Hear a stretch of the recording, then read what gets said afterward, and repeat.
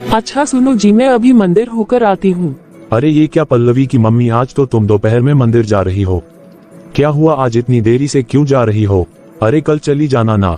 आपको तो पता ही है ना जी, जब तक एक बार मंदिर न जाऊं तो मेरा मन ही नहीं मानता। आज सुबह से तो मेरे सिर में कितना दर्द हो रहा था, तो इसलिए मैं सुबह नहीं गई। बस इसलिए सोचा कि मैं अभी मंदिर जाकर आ जाती हूँ। अच्छा ठीक है, जाओ तुम। अरे लेकिन पहले सोनाली को बता देती हूँ कि आज वो मेरे लिए साबूदाने की खिचड़ी बना देगी। सोनाली, ओ सोनाली। अरे पल्लवी की मम्मी, भला तुम्हारे मंदिर जाने का मतलब ही क्या है, जब तुम्हारा तो पूरा ध्यान खाने पीने में ही लगा है। अरे आप तो चुप ही रहिए जी। अरे आप कौन सा पूजा पाठ कर लेते हो या मंदिर चले जाते हो, जो आप मुझे बता रहे हो कि मुझे मंदिर नहीं जाना चाहिए? जी मम्मी जी, आपने बुलाया? हाँ सुनो बहू, मैं अभी मंदिर जा रही हूँ, लेकिन वापस आकर मैं खाना नहीं खाऊंगी, तो तू ना मेरे लिए साबूदाने की खिचड़ी बना देना। लेकिन मम्मी जी, आज तो आपका व्रत नहीं है ना। अच्छा तो क्या साबूदाने की खिचड़ी सिर्फ व्रत में ही खाई जाती है क्या? नहीं नहीं मम्मी जी, मेरा वो मतलब नहीं था। तो फिर इसलिए मैं जितना कह रही हूँ तू सिर्फ उतना ही काम कर। जी ठीक है मम्मी जी। अब कैसी है बेटा तुम्हारे पापा की तबीयत? अभी भी ठीक नहीं है पापा जी। कोई बात नहीं बेटा, तुम चिंता मत करो, समधी जी जल्दी ही ठीक हो जाएंगे, तुम ज्यादा परेशान मत होना। जी पापा जी। अरे नहीं यार, मैं बस जल्दी पहुंचती हूँ। अरे मैं सीधे अंजलि के घर पर ही आती हूँ ना। तुम सब लोग मुझे वहीं मिलो, फिर हम सभी लोग वहीं से एक साथ चलते हैं। अच्छा ठीक है। अच्छा सुनिए भाभी, मैंने ना अपने 5-6 जोड़ी कपड़े निकाले हैं धोने के लिए, तो आप उन्हें अच्छे से धो देना, और धोने के बाद उन्हें अच्छे से प्रेस भी कर देना। वो क्या है ना कि मुझे कॉलेज ट्रिप पर जाना है। जी ठीक है दीदी। अरे रिया, भला ये क्या बात है बेटा, तुम भी तो अपने कपड़े धो सकती हो ना। ठीक है दीदी, मैं आपके कपड़े धोकर प्रेस कर दूंगी। नहीं सोनाली बेटा, तुम्हें इसके कपड़े धोने की कोई जरूरत नहीं है, ये दिन भर बस फोन में ही लगी रहती है। अरे बेटा, ये अपने कपड़े तो खुद भी धो सकती है ना। अरे मुझे समझ में नहीं आता पापा कि आप मेरे पापा हो या भाभी के। आप तो बस हमेशा भाभी का ही पक्ष लेते रहते हो। आप खुद ही सोचिए जरा कि अब भाभी के होते हुए मैं कपड़े धोऊंगी। भला ये भी क्या बात हुई पापा? ठीक है दीदी, आप जाए, मैं आपके कपड़े धोकर प्रेस कर दूंगी। ये बहुत ही गलत बात है रिया, तुम्हें तो घर के कामकाज में अपनी भाभी की मदद करनी चाहिए, उल्टा तुम तो आपकी भाभी को ऑर्डर देकर जा रही हो। अरे आप ये क्या बोल रहे हैं पापा? भला मैं भाभी की मदद क्यों करूं? बल्कि पापा, मेरी भी कितनी सारी सहेलियां हैं और उन सब की भी भाभी आ चुकी है, इसलिए उनमें से कोई भी घर का काम काज नहीं करता। उल्टा सभी बस यही कहती हैं कि अगर भाभी के होते हुए भी हमें ही काम करना पड़े तो फिर भाभी के होने का मतलब ही क्या है। और पापा, मुझे बहुत ही देर हो रही है, मेरी फ्रेंड्स मेरा वेट कर रही हैं। और आप भाभी, आप मेरे कपड़े अच्छे से धोकर प्रेस कर देना। हाँ ठीक है दीदी। ये लड़की भी ना किसी की भी एक भी बात नहीं सुनती, इसकी माँ ने इसे बहुत ही सर पर चढ़ा रखा है। सोनाली बेटा, तुम रिया से घर का कामकाज करने के लिए क्यों नहीं कहती हो? क्यों उसके सारे काम तुम चुपचाप कर लेती हो? कोई बात नहीं पापा जी, आप परेशान मत होइए, मैं अभी के अभी सब काम कर लेती हूँ। वैसे भी पापा जी, रिया दीदी इस घर की लाडली बेटी है, और वैसे भी पापा जी वो कब तक इस घर में रहेंगी? एक ना एक दिन तो उनकी भी शादी हो जाएगी, और फिर उन्हें भी तो अपने ससुराल जाना ही होगा, तब तो वो घर के सारे काम काज सीख ही जाएंगी। चलो पापा जी, मैं अब काम कर लूँ, थोड़ी देर में मम्मी जी भी आ जाएंगी मंदिर से, और मुझे अभी उनके लिए खिचड़ी भी बनानी है। हाँ ठीक है बेटा, तू अपना काम कर ले। बेचारी मेरी बहू कितनी सीधी सादी है, किसी को भी कुछ नहीं कहती है, बस खुशी खुशी सबके सारे काम कर देती है। मैं एक बार मम्मी को फोन करके पापा का हाल पूछ लेती हूँ। हाँ सोनाली बेटा, कैसी है तू? हेलो मम्मी, अब पापा की तबीयत कैसी है? नहीं बेटा, तुम्हारे पापा की तबीयत बिल्कुल भी ठीक नहीं है, बल्कि बेटा मैं तो तुम्हें ये कहती हूँ कि 2-4 दिनों के लिए तुम आ जाओ यहाँ। मम्मी, मैं भी तो वहाँ आना चाहती हूँ, लेकिन मम्मी जी तो इसके लिए तैयार ही नहीं होती।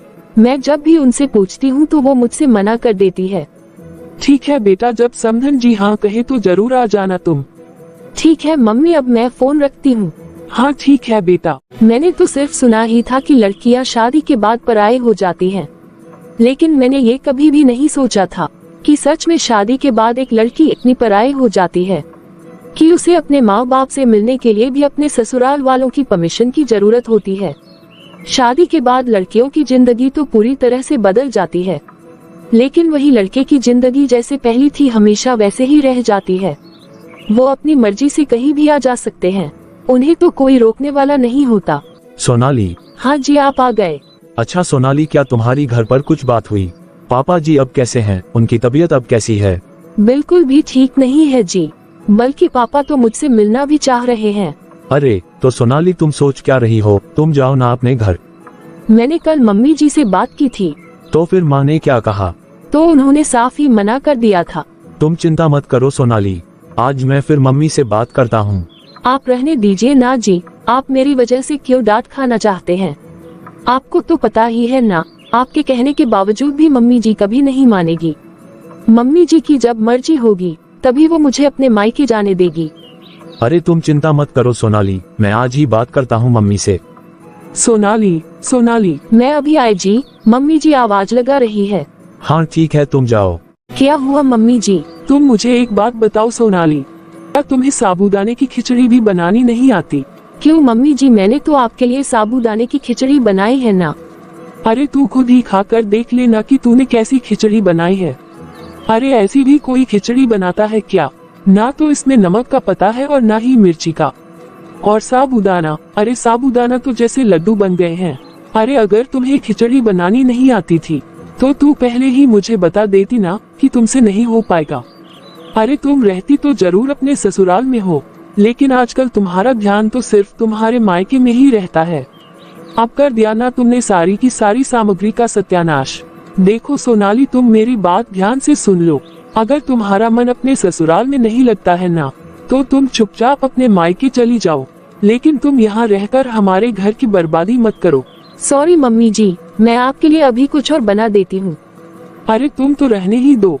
अरे मैंने जो बताया था वो तो तुम ढंग का बना नहीं पाई, और भला अब तुम मेरे लिए क्या बना लोगी? और वैसे भी अगर तुम कुछ भी बनाने की कोशिश भी करोगी तो तुम्हारे से कहाँ कुछ अच्छे से बन पाएगा, क्योंकि तुम्हारा ध्यान तो तुम्हारे मायके में ही है। बिल्कुल ठीक कहा मम्मी आपने कि भाभी का ध्यान ना बस उनके मायके में ही लगा हुआ है। मम्मी, मैंने भाभी को कुछ कपड़े दिए थे। मैंने भाभी को बोला था कि वो मेरे कपड़े अच्छे से धोकर प्रेस कर देना, लेकिन भाभी ने तो मेरे कपड़ों को ऐसा धोया है कि उसे देखकर ऐसा लग ही नहीं रहा है कि ये कपड़े साफ सुथरे हैं। ऐसा लगता है कि भाभी ने बस इन्हें पानी में डुबाकर सुखा दिया है। नहीं दीदी, मैंने तो आपके कपड़ों को अच्छे से ही धोया है, लेकिन आपके कुछ कुछ कपड़ों में शायद सॉस के दाग हैं जो निकल नहीं रहे थे। ये तो सब आपके बहाने हैं भाभी, बल्कि आप तो मेरे कपड़े धोना ही नहीं चाहती थी, इसलिए अपने मेरे कपड़ों को धोया ही नहीं है ताकि मैं आपको दोबारा से अपने कपड़े धोने को ना दूं। आखिर पापा ने जो आपका पक्ष ले लिया था ना, इसलिए ही तो आपने जानबूझकर ऐसा किया है ना। देखो मेरी बात सुनो सोनाली, अगर तुम्हें तुम्हारे मायके जाना है तो तुम खुशी खुशी जाओ, और तब तक मत आना जब तक तुम्हारे पापा ठीक ना हो जाए। आए बात समझ में? मैं तो हर बार साबूदाने की खिचड़ी ऐसे ही बनाती हूँ, लेकिन पता नहीं आज मम्मी जी को इस खिचड़ी में क्या बुराई नजर आ रही है। पापा जी ने और इन्होंने भी तो खिचड़ी खाई थी, लेकिन उन्होंने तो नहीं बताया कि खिचड़ी बेकार बनी है। और दीदी के भी कपड़े तो मैंने साफ सुथरे ही धोए हैं। लगता है मम्मी जी मुझसे नाराज है, इसलिए जानबूझकर वो मेरे साथ ऐसा कर रही है, क्योंकि उन्होंने मम्मी जी से पूछा था ना, और कहा होगा कि सोनाली को मायके जाने दो। शायद मम्मी जी मुझ पर इसी बात का गुस्सा निकाल रही है। मानती हूँ कुछ दिनों से मेरा पूरा ध्यान मेरे मायके की ओर ही है, और भला हो भी क्यों ना हो, मेरे पापा इतने बीमार जो है, और मैं उनकी कितनी अभागी बेटी हूँ जो एक ही शहर में रहने के बावजूद भी अपने पापा से मिलने नहीं जा पाती हूँ। अरे मायके में ध्यान होने का मतलब ये तो नहीं है कि मैं अपने ससुराल की जिम्मेदारियों को ढंग से नहीं निभा पा रही हूँ। मैं तो पहले भी ये सारे काम करती थी और आज भी कर रही हूँ ना, लेकिन फिर भी मम्मी जी आज मेरे कामों में सिर्फ कमियां ही ढूंढ रही है। सोनाली, हम कल पापा जी को देखने चलते हैं, और वैसे भी कल मेरी छुट्टी भी तो है। लेकिन क्या आपने मम्मी जी से बात की जी? अरे हाँ, हम लोग 1-2 घंटे के लिए ही तो जा रहे हैं, तो भला इसमें बात करने की क्या जरूरत है? नहीं जी, पहले आप मम्मी जी से बात कर लेना। अच्छा ठीक है, मैं बात कर लूंगा, लेकिन मैं तुमसे वादा करता हूँ कि मम्मी चाहे ना भी कहे तब भी मैं कल तुम्हें पापा जी से मिलाने ले चलूंगा। थैंक यू जी। फिर अगले दिन, मम्मी जी मैंने ना घर का सारा काम खत्म कर दिया है। अब मैं इनके साथ पापा से मिलने जा रही हूँ और मैं शाम तक वापस आ जाऊंगी। अरे तू क्या एहसान करके जा रही है मुझ पर, जो तू मुझे इस तरह से काम गिनाने आए है। नहीं, आप मुझे गलत समझ रही है मम्मी जी। मैं तो सिर्फ इसलिए बता रही थी कि यदि आपका कोई काम हो तो आप वो भी मुझे बता दीजिए, मैं वो भी करके जाऊंगी। अरे हमने तो कभी किसी को रोका ही नहीं है, बल्कि जिसकी जहाँ मर्जी है वो वहाँ आ जाए। ठीक है मम्मी जी। अरे ये तो ऐसे एहसान जता रही है ये हम पर, कि जैसे ये घर का सारा काम करके जा रही है। अरे भाग्यवान, भला ये भी क्या बात हुई। अगर तुमने बहू को सीधे मुंह पर हाँ कह दिया होता तो भला तुम्हारा क्या बिगड़ जाता। जब देखो तब तुम हमेशा उल्टी ही बात करती हो। अरे आप तो हमेशा मेरी बात का उल्टा ही मतलब निकालते हैं। मैं कुछ भी उल्टा नहीं कहती हूँ, मैं तो सब कुछ सीधा सीधा ही कहती हूँ। ठीक है मम्मी पापा, हम लोग अभी आते हैं जाकर। हाँ जाओ बेटा, तुम ध्यान से जाना। और हाँ बेटा, अगर जरूरत हो तो तुम बहू को 1-2 दिनों के लिए वहीं छोड़ देना। जी ठीक है पापा। क्या कहा आपने कि अगर जरूरत हो तो बहू को वहीं छोड़ देना? अरे अगर बहू अपने मायके में रहेगी तो हमारे लिए खाना कौन बनाएगा और हमारे कपड़े कौन धोएगा? क्या आप धोएंगे? अरे तुम रिया को घर के काम क्यों नहीं सिखाती? अरे तुम उसको भी तो कुछ काम सिखाओ। उसके ससुराल में मोबाइल उसके काम नहीं आएगा। अरे आप तो बस मेरी बेटी के दुश्मन बन बैठे हैं जी, आप उसे खुश नहीं देख सकते। अरे अगर रिया तुम्हारी बेटी है तो वो मेरी भी बेटी है, और मैं उसकी खुशियों का दुश्मन नहीं हूँ, बल्कि मैं तो बस उसके आने वाले भविष्य के बारे में सोचता रहता हूँ। इस तरह से सोनाली अपने पापा को मिलने चली जाती है। ये सब छोड़ो भाग्यवान, मुझे बहुत जोर से भूख लगी है, तुम मुझे गर्मागर्म खाना खिला दो ना। अच्छा अभी अभी आप ही तो कह रहे थे ना बहू को कि अगर जरूरत हो तो 1-2 दिनों के लिए वही रह जाएगी। आप जाए ना जाकर अपने हाथ पैर चलाए, आप खुद ही अपना खाना निकाल कर खाए, मैं तो नहीं देने वाली आपको खाना वाना। इस तरह से धीरे धीरे कुछ दिन बीत जाते हैं। अरे आओ आओ रिया की मम्मी, बड़े दिनों बाद आए हो। अरे आजकल तो आती नहीं है आप। अरे अब मैं क्या बताऊं, ये घर गृहस्थी में तो मैं ऐसी उलझ गई हूँ कि मुझे तो 1 मिनट भर की भी फुर्सत नहीं मिलती। तुम्हें याद है ना सरस्वती, हम लोग पहले कहा करते थे कि जब हमारे बेटे बड़े हो जाएंगे और हमारी बहू आ जाएगी तो हम लोग जैसे ही फ्री हो जाएंगे तब हम अपनी मर्जी से कहीं भी आया जाया करेंगे और अपनी मर्जी से कहीं भी घूमने फिरने जाया करेंगे और इस घर गृहस्थी से मुक्त हो जाएंगे। अरे हाँ, मुझे याद है हम कहा तो करते थे, लेकिन मुझे तो ऐसा लगता है कि अपनी बहुओं के आ जाने के बाद हम लोग कुछ ज्यादा ही बिजी हो गए हैं। और तुम्हारे समधी जी की तबीयत अब कैसी है? विवेक बता रहा था कि बहुत दिनों से तुम्हारे समधी जी की तबीयत ठीक नहीं है। हाँ, विवेक बता रहा था कि अभी भी ठीक नहीं हुए हैं। अरे हर रोज घर में उनकी ही तबीयत का ही तो रोना लगा रहता है।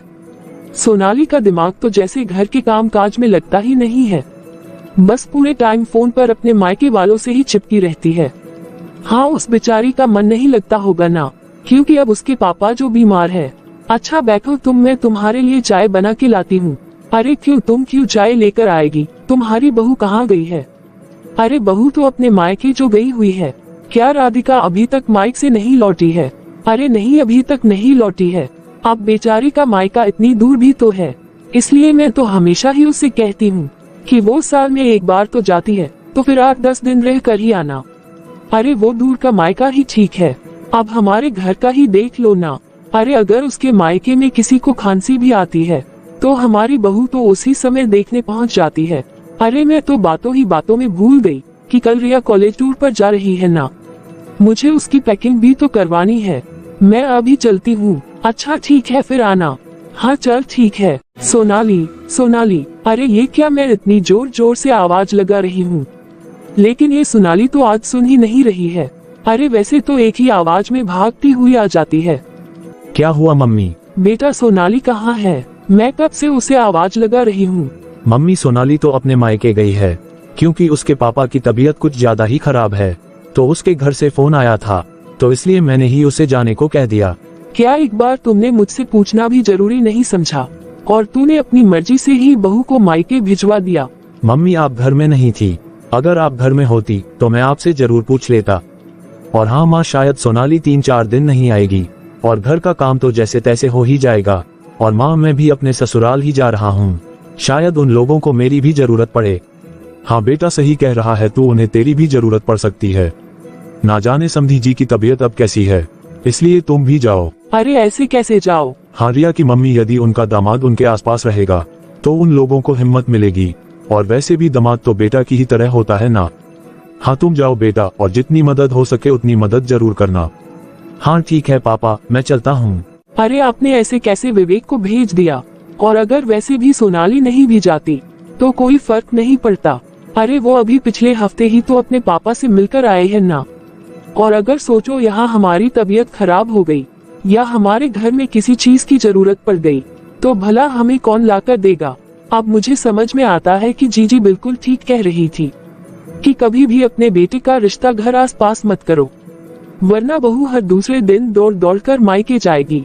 अरे किसी का फोन बस आ जाए, किसी के सिर में दर्द हो रहा है, किसी को खांसी आ रही है, सोनाली तो बस अपना बैग उठाती है और मायके चली जाती है। अरे मुझे समझ में नहीं आता इसके मायके वालों का हाल। अब अगर किसी की तबीयत खराब भी है तो डॉक्टर को बुलाना चाहिए ना, लेकिन नहीं, बस बेटी को बुलाने के लिए फोन कर देते हैं, जैसे इनकी बेटी कोई डॉक्टर या वैद्य है। अरे ये सोनाली के मायके वालों की तो मौज ही हो गई है। बेटी के साथ साथ पला पलाया बेटा जो मिल गया है, और बेटा भी ऐसा वैसा नहीं मिला है। अरे सोनाली के मायके वालों को तो ऐसा बेटा मिला है जो उनकी ही जी हजूरी करता है। अरे वो तो गुलामी कर रहा है अपने ससुराल वालों की। यहाँ कितने दिनों से मेरी तबीयत खराब है, मेरे कमर में दर्द है, पैरों में दर्द है, लेकिन किसी को मुझसे क्या लेना देना। बस खटकते रहो अपने घर गृहस्थी में, बाकी सबकी तो मौज ही है यहाँ। क्या कहा रिया की मम्मी अभी अभी तुमने? कि घर गस्ती में खटकती रहो, रसोई में खटकते रहो, यही कहा ना तुमने? अरे अच्छा हो गया कि कहीं तुमने ये नहीं कहा कि बहू रानी की भी सेवा मैं ही करती हूँ। और नहीं तो क्या, अब आपको तो दिखता ही नहीं है कि बहू के आ जाने के बाद भी मैं कितना काम करती हूँ। अरे मेरी एलियों में कितना दर्द होता है ये तो मैं ही जानती हूँ ना, कि एक एक कदम मैं कैसे रखती हूँ। अरे बंद करो अपना ये नाटक रिया की मम्मी। अरे 4 साल पहले तो तुम ही कूद कूद कर घर के सारे काम करती थी, लेकिन जब से इस घर में बहू आई है तब से तुम तो घर के एक भी काम को हाथ नहीं लगाती। और क्या कहा तुमने कि तुम्हारी एदियों में दर्द रहता है? अरे पूरे दिन तो अपनी किसी ना किसी सहेली के यहाँ चली जाती हो, कभी पड़ोस में बैठने चली जाती हो तो कभी मंदिर चली जाती हो, और जब देखो तब तुम मार्केट चली जाती हो, फिर भी कहती हो कि तुम्हारी एड़ियों में ही दर्द रहता है। ये तुम्हारे हाथ पैर कमर और एड़ियों में जो दर्द शुरू हुआ है ना, वो सिर्फ बहू के आने के बाद से ही हुआ है, क्योंकि अब तुम कोई भी काम नहीं करती हो। इसलिए मैं तो कहता हूँ कि थोड़ा बहुत तुम भी घर के कामकाज कर लिया करो, तभी तुम्हारे हाथ पैर और एड़ियां सही सलामत रहेगी। अरे हाँ, आपको मेरे दुख दर्द कहाँ नजर आते हैं? अरे तुम अपनी लाडली बेटी से क्यों कुछ नहीं कहती हो कि वो घर के कुछ कामकाज कर ले? सारे दिन मोबाइल लिए इधर से उधर घूमते रहती है वो, और कहीं गलती से उसके हाथ से मोबाइल छूट भी जाता है तो फिर उसकी वो सहेलियां आ जाती है जिनके साथ वो घंटों बैठकर गप्पे लड़ाते रहती है। और एक हमारी बहू है बेचारी सोनाली, जो सारे का सारा घर अकेले ही एक पैर पर संभालती है। वाह जी वाह, वो कल की आई पराई लड़की आज आपको अपनी बीवी और बेटी से भी ज्यादा सगी लगने लगी है। अरे उस कर्मजली ने तो मेरा बेटा ही मुझसे छीन लिया। कल तक मेरा बेटा मेरी मर्जी के बिना कोई काम नहीं करता था, लेकिन आज देखो उस कर्मजली की वजह से उसके पीछे पीछे ही घूमता रहता है, और आज मुझसे बिना पूछे तो वो उसके मायके तक पहुंच गया। अब मेरे बेटे के लिए अपनी माँ और बहन से भी ज्यादा सगे तो उसके ससुराल वाले रिश्ते हो गए हैं। अरे वो तो अपने ससुराल वालों की ही जी अजूरी करता है, और ये सोनाली भी कहाँ कम है। ये अपनी माँ की अच्छे से सिखाई पढ़ाई हुई है, जो मेरे बेटे को अपने बस में करना चाहती है। अरे ये मेरे बेटे के सामने जानबूझकर ना अपना दुखड़ा रोती है, अरे ऐसा मुंह लटका कर खड़ी रहती है कि पूछो ही मत। ये ऐसे मेरे बेटे को बनकर दिखाती है कि ससुराल में तो हम उसके साथ बहुत अत्याचार कर रहे हैं। अरे तुम अत्याचार ही तो कर रही हो। क्या मतलब आपका? अरे कैसा अत्याचार कर रही हूँ मैं उसके साथ? क्या उसे खाने को नहीं दे रही हूँ या नए कपड़े खरीद कर नहीं दे रही हूँ? अरे वो अपनी मर्जी से तो रहती है, और 4 रोटी की जगह 6 रोटी सेकती है। अरे मैंने किचन में कभी उसका हाथ पकड़ा है क्या? वाह रिया की मम्मी वाह। अरे वो कौन सा काम अपनी मर्जी से कर रही है? उस बेचारी को अगर सब्जी भी बनानी होती है तो वो पहले तुमसे पूछती है, और अगर कभी नीचे सब्जी वाला भी आ जाए तो 1 किलो सब्जी खरीदने से पहले वो तुमसे आकर पूछती है। कि मां जी 1 किलो सब्जी खरीदूं या आधा किलो। अरे कितना डर है उसके अंदर तुम्हारा। कोई डर वर नहीं है उसके अंदर। वो आपके और मेरे बेटे के सामने सिर्फ दिखावा करती है कि मैं अपने सास से कितना डरती हूँ। मेरी नंद मुझ पर इतना अत्याचार कर रही है, ये सब उसका दिखावा है जी। अरे पता नहीं उसने आपकी आंखों में कौन सी पट्टी बंद रखी है जो आपको सब कुछ समझ में नहीं आ रहा है। अरे उन लोगों ने मेरे बेटे को तो बस में कर लिया है। अरे गुलामी कर रहा है वो अपने ससुराल में जाकर।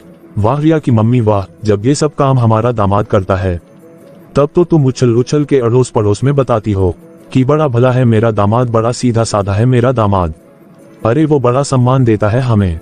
अरे ये सब कहते हुए तब तो तुम थकती नहीं हो, और आज जब हमारा बेटा ऐसा कर रहा है तो वो बहुत गलत हो गया, बुरा हो गया, वो अपने ससुराल वालों के बस में हो गया। तुम यही कहती हो ना रिया की मम्मी, हमारी पल्लवी बेटी की किस्मत बहुत अच्छी है जो इतना भला दामाद मिला है हमें। अभी पिछले महीने जब तुम 1 सप्ताह के लिए अपनी बेटी दामाद के घर गई थी तब तो तुम बड़ा खुश होके बता रही थी, तब तो तुम कितनी तारीफ कर रही थी दामाद जी की। हाँ तो यही कह रही थी ना तुम रिया की मम्मी, बहुत ही अच्छा है मेरा दामाद, मेरा डॉक्टर से इलाज करवाया, मुझे इतना घुमाया फिराया, ना जाने क्या क्या पकवान खिलाए मुझे मेरे दामाद जी ने। अरे ये किया मेरे दामाद ने और मेरे दामाद ने वो किया, इतना ख्याल रखता था कि मेरा दामाद ऐसा है, मेरा दामाद वैसा है। तब ये सब कहते तुम थकती नहीं थी ना, यही तुम कहती थी ना रिया की मम्मी कि मेरा दामाद तो हीरा है हीरा। तो क्या हमारा दामाद किसी का पला पलाया बेटा नहीं है क्या? अरे मैं तो कहता हूँ कि दामाद जी की माँ भी ना तुम्हारे ऊपर भी ऐसे ही भड़ास निकालती होगी कि तुमने उनके पले पलाए बेटे को छीन लिया, तुमने उस पर ना जाने कौन सा जादू कर दिया है, और ना जाने तुमको क्या क्या कहती होगी दामाद जी की माँ। और जब आज अपना बेटा किसी और माँ बाप का अच्छा दामाद बनने की कोशिश कर रहा है तो तुम उसे कह रही हो कि उन लोगों ने भड़का दिया है, बहला दिया, फुसला दिया है मेरे बेटे को। ना जाने क्या क्या इल्जाम लगा रही हो तुम समधी और समधन जी के ऊपर। अरे मुझे समझ में नहीं आता तुम बहू का इतना पक्ष क्यों लेते हो। मैं देखती हूँ आप जरूरत से ज्यादा बहू का पक्ष लेते हैं। अरे ऐसा क्या अच्छा अच्छा बनाकर खिलाती है बहू आपको? क्या हमने पहले कभी नहीं खिलाया आपको कुछ बनाकर? मैं इतना भी भूखा नहीं हूँ कि सिर्फ खाने के लिए झूठ का साथ दे दूं। मैंने तो हमेशा सत्य का साथ दिया है और आज भी सिर्फ और सिर्फ मैं सत्य के लिए खड़ा हूँ। अरे मैं तो कहता हूँ कि रिया की माँ, जब हम अपने बेटे के लिए दुल्हन लाते हैं ना, तब उसी वक्त हमें समझ लेना चाहिए कि अब हमें अपना बेटा भी किसी और को सौंपना है। एक बेटी की ही तरह एक बेटे की भी जब शादी होती है तो उसके भी कई नए रिश्ते जुड़ते हैं। नए रिश्ते जुड़ने के साथ साथ बेटा भी कई रिश्तों में बढ़ जाता है। पता नहीं आप कैसे पिता है। मुझे तो ये समझ में ही नहीं आता कि मैं तुम्हें इतना समझा रहा हूँ, फिर भी तुम्हें मेरी बात समझ में क्यों नहीं आती। अरे तुम भी तो एक माँ हो और एक माँ होकर तुम ऐसी सोच रखती हो कि तुम्हारी बहू बस तुम्हारी ही सेवा करती रहे और बेटा पहले की तरह तुम्हारे पल्लू से ही बंधा रहे। भला ऐसे कैसे हो सकता है? अरे रिया की माँ, कम से कम कुछ समझने की कोशिश तो करो। अरे आप ये क्या बोल रहे हो? अब उसे मेरे पल्लू की क्या जरूरत है? अरे अब वो महारानी आ तो गई है ना, जिसके इशारों पर वो सुबह से लेकर शाम तक नाचता रहता है। पर तुम्हें क्या है, तुम तो बहुत खुश हो ना जी। मेरा आराम तुमसे कहाँ देखा जाता है। हे भगवान, मैंने क्या नहीं सोचा था कि जब मेरी बहू आ जाएगी तो मैं खूब आराम करूंगी, लेकिन यहाँ बहू तो क्या, मेरा बेटा भी मेरे हाथ से निकला जा रहा है। अरे तुम तो बाप हो, तुम्हें शायद कोई फर्क नहीं पड़ता, लेकिन एक माँ के दिल से पूछो, जब अपना खुद का बेटा किसी और को मम्मी जी कहता है तो क्या गुजरती है एक माँ के दिल पर। अरे मैं समझ सकता हूँ रिया की माँ, अपने बेटे के प्यार को बत्ते देखकर एक माँ कहीं ना कहीं तो परेशान होती होगी, लेकिन एक बात ये भी सोच कर तो देखो रिया की माँ कि जब हम अपने बेटे की शादी करते हैं तो हम एक बेटी मिलती है ना, वैसे एक बेटी के माँ बाप को भी तो एक बेटा मिलना चाहिए ना। और रिया की माँ, यही समाज की रीत है, इसलिए मैं चाहता हूँ कि तुम जितनी जल्दी हो सके इस बात को स्वीकार लो। जिस दिन तुम इस रीत को स्वीकार कर लोगी ना, तुम देखना रिया की माँ की उस दिन से तुम बहुत खुश रहोगी। अरे कोई किसी का बेटा नहीं छिनता, हर रिश्ते की अपनी एक अलग अहमियत होती है। एक बार तुम बहू की माँ की जगह अपने आप को रख कर देखो, तुम्हें सब समझ में आ जाएगा कि अरे हमारी बहू हमारा कितना ध्यान रखती है। मानता हूँ अपने मायके वालों के लिए भी बहुत कुछ करती है, लेकिन वो हम लोगों को ही कहाँ कभी भूलती है। वो तो अपने ससुराल के भी सारे फर्ज निभा रही है ना। देखो सीधी सी बात है रिया की मम्मी, अगर हमारी बहू हमें इज्जत सम्मान देती है तो क्या हमारे बेटे का फर्ज नहीं है कि वो भी अपने सास ससुर को इज्जत और सम्मान दे? अरे सोनाली के माता पिता भी अपने दामाद को ढेरों दुआएं देते होंगे, जैसे तुम अपने दामाद को देती हो, तो फिर अपनी बहू के लिए क्यों नहीं? अरे तुम अपनी बहू को भी ढेरों दुआएं दो ना। अरे वो तो 24 घंटे हमारी सेवा करती है। मुझे लगता है कि आप ठीक कह रहे हैं जी, पर मैं ये सब जानबूझकर नहीं करती हूँ जी। मैं जानती हूँ कि सोनाली बहुत ही अच्छी बहू है, पर फिर भी ना जाने मुझे क्या हो जाता है। शायद जब मैं आसपास की बहुओं को देखती हूँ तो लगता है कहीं मेरी बहू मेरे बेटे को मुझसे दूर ना कर दे। और वैसे भी मेरा एक ही तो बेटा है जी। ये क्या बात हुई रिया की मम्मी? क्या तुम्हें अपने संस्कारों पर विश्वास नहीं है? अरे वो हमारा बेटा है, क्या तुम्हें लगता है कि वो कुछ भी गलत करेगा? हाँ जी, हमने अपने बेटे को बहुत अच्छे संस्कार दिए हैं जी, और वो भी तो आप ही की तरह है। हमारा बेटा हमेशा सत्य के साथ खड़ा रहता है, और आप ही की तरह तो वो मेरे बिना नहीं रह सकता ना। अरे सासू माँ भी तो मुझे भी तो यही सुनाती थी ना, कि ना जाने मैंने उनके बेटे पर ना जाने कौन सा जादू कर दिया है। कल तुम्हारी सास सुनाती थी और आज तुम सुना रही हो। मुझे आपकी बात अच्छे से समझ में आ गई है जी। मैं अपनी बहू के साथ बहुत बुरा बर्ताव करती हूँ। अरे कभी भी मैंने उसके दुख दर्दों को नहीं समझा है। अरे अब हो गया क्या? अब क्या तुम बातों से ही मेरा पेट भरोगी? अरे बहुत जोर से भूख लगी है मुझे, जाकर कुछ खाने को बना लेना। अच्छा वैसे खाना बनाना याद है भी ना तुम्हें? हाँ जी, अब अगर भूल भी गई होंगी तो अपनी बहू से सीख लूंगी। वैसे भी मेरी बहू कितना स्वादिष्ट खाना बनाती है। वैसे एक बात तो मुझे समझ में आती है रिया के पापा, आप तो सिर्फ बहाना ढूंढते हो कि मैं कब कब किचन में जाऊं और कोई काम कर लूं। तो और नहीं तो क्या। अरे थोड़ा बहुत काम करने से शरीर में फुर्ती बनी रहती है। अब सोनाली की सास को अपनी गलती समझ में आ जाती है और वो अपने मन में निश्चय करती है कि अब जब भी बहू आएगी तो मैं उसके साथ बहुत अच्छा व्यवहार करूंगी। इस तरह से कुछ दिन बीत जाते हैं। प्रणाम मम्मी जी। अरे सोनाली बेटा, तुम लोग इतनी जल्दी क्यों आ गए? अरे मैंने तो विवेक को फोन पर कह तो दिया था ना कि और 2-4 दिन रह कर आना। हाँ मम्मी जी, मैंने सोचा तो था कि 1-2 दिन और रुक जाऊंगी, लेकिन देखा कि भी मेरे पापा की तबीयत में काफी सुधार है। फिर इधर आपकी भी चिंता हो रही थी मुझे कि आप कैसे कैसे घर संभाल रहे होंगे, तो बस इसलिए मैंने इनसे कहा कि हम घर वापस चलते हैं। अच्छा ठीक है बेटा, तुम लोग थक गए होंगे ना, तो तुम लोग जाकर आराम करो। मैं तुम दोनों के लिए चाय बना कर लाती हूँ। मम्मी जी आप ये क्या बोल रहे हो कि आप चाय बनाओगे? अरे आप जाकर बैठिए ना मम्मी जी, चाय मैं बना लूंगी। क्यों, तुम क्यों चाय बनाओगी सोनाली? मैं क्या अभी इतनी बुद्धि हो गई हूँ कि चाय भी नहीं बना सकती? जाओ फटाफट हाथ मुंह धोकर कपड़े बदल लो, मैं अभी अदरक वाली चाय बनाती हूँ। नहीं मम्मी जी, मेरे होते हुए आप क्यों चाय बनाएंगे? जाकर आप पापा जी के पास बैठिए ना। बहू, मैंने एक बार तुम्हें कहा तो समझ में नहीं आ रहा है क्या? तुम जाकर बैठो, मैं भी चाय लेकर आती हूँ।